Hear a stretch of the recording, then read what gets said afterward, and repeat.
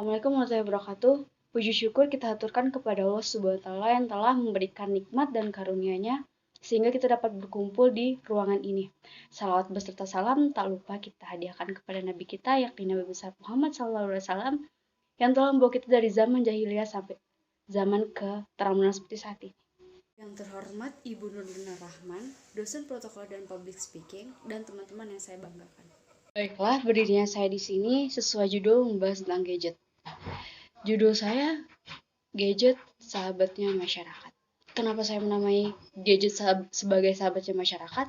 Karena gadget sudah menjadi bagian dari kehidupan manusia.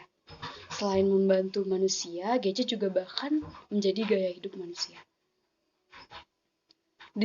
Disebut sahabat karena dimanapun kita berada dan kapanpun kita selalu menggunakan gadget dan kita selalu memakai perangkat elektronik ini kemanapun. Gadget sudah menjadi pegangan baik untuk masyarakat, baik digunakan untuk nelpon, SMS, untuk memutar musik, merekam video, merekam suara, mengakses internet, dan lain-lain. Beberapa hal positif secara umum yang mempermudah kita menggunakan jejaring sosial ini. Dengan menggunakan gadget dan dengan adanya gadget, kita dipermudah dan kita mampu untuk mendownload aplikasi-aplikasi yang ada pada jejaring sosial. Manfaat-manfaat yang ada pada jejaring sosial yaitu mempermudah kita untuk komunikasi menjadi lebih praktis. Yang kedua, anak yang bergaul dengan dunia gadget cenderung lebih kreatif karena otaknya lebih keasah dan melihat dunia luar. Ketiga, mudahnya melakukan akses ke luar negeri. Yang keempat, manusia menjadi pintar berinovasi akibat perkembangan gadget yang menuntut mereka hidup lebih baik. Teman-teman semua tahu nggak sih mempengaruhi kita semua? Dengan teknologi yang semakin canggih, apa sih keuntungan kita bisa bersahabat dengan gadget? Pertama, bagi mahasiswa. Bagi mahasiswa, dengan adanya jejaring sosial, mahasiswa lebih mudah mencari referensi di Google, lebih mudah berinovasi, lebih mudah mencari inovasi-inovasi di luar sana, lebih mudah mencari lowongan pekerjaan. Dan bagi siswa, yaitu membantu para pelajar dalam mengerjakan tugas sekolah. Misalnya kalau ada yang nggak tahu nih tugas sekolah kayak gimana, bisa minta tolong ke jejaring sosial. Terus mempermudah perjalanan kita. Misalnya kalau kita lagi perjalanan jauh dan kita tidak tahu arah kemana, jejaring sosial mampu untuk membantu kita. Dan terakhir, bagi masyarakat yang bekerja dan bagi masyarakat luar atau bagi masyarakat yang bekerja, gadget juga mempermudah mereka untuk menggunakan email untuk mengirim pekerjaan atau tugas-tugas tanpa harus ke warnet ataupun ke lokasi. Orang dewasa juga sudah banyak menggunakan gadget untuk memanfaatkan fitur-fitur internet sebagai membuat inovasi baru seperti jualan online ataupun hal-hal baru yang dilakukan baik untuk bisnisnya. Baiklah teman-teman, gimana? Kalau misalnya belum puas, ayo kita analogiin pidato atau tema yang saya angkat. Kita analogiin kayak gini. Teman-teman pasti tahu kan warga negara Indonesia sekarang kebanyakan warganya pada nekat parah. Kenapa? Karena saat berkendara pun pengemudi masih memainkan gadgetnya tanpa dia tahu bahaya menggunakan gadget saat berkendara. Nah, dianalogi seperti itu.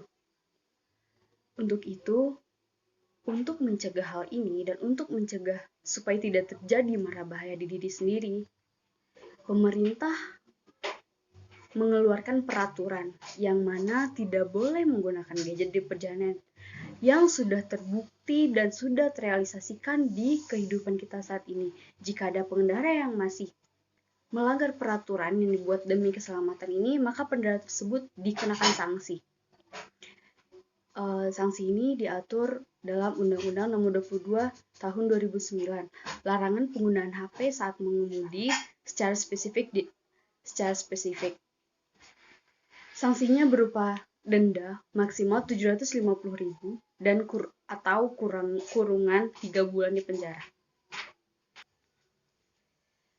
Baiklah, menurut data yang ada, penggunaan gadget dari tahun 2016, baiklah, menurut data yang saya temukan, pengguna gadget dari tahun 2016 sampai tahun 2019 itu memasuki angka 5 miliar orang penduduk bumi. Yang mana gadget juga merupakan hal yang wajib atau hal yang menjadi kebutuhan atau hal yang bisa dibilang itu sangat bisa bersahabat karena jumlah yang sangat banyak yang dimiliki oleh penggunanya. Baiklah teman-teman sekalian, menurut data, menurut analogi, testimoni dan sebagainya, tadi sudah dianalogiin dan testimoninya sudah dipaparkan. Kalau misalnya untuk mencegah terjadinya mara bahaya tersebut, mara bahaya yang akan ditimbulkan dari diri seseorang, pemerintah mengeluarkan undang-undang dan sudah terrealisasikan.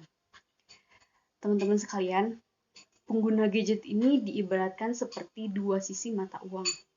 Di satu sisi menguntungkan kita, di sisi lain merugikan kita. Sebenarnya menguntungkan atau merugikan itu tergantung dari diri kita masing-masing. Kita mampu atau tidak menggunakan gadget ini secara bijak. Baiklah, untuk pengakhir kata saya cuma berpesan, gadget juga butuh istirahat. Jika digunakan secara terus-menerus, maka media perangkat elektronik ini akan rusak. Begitupun dengan tubuh, mata, dan anggota tubuh lainnya. Juga butuh istirahat. Oleh karena itu, menjadi sahabat gadget tidaklah masalah.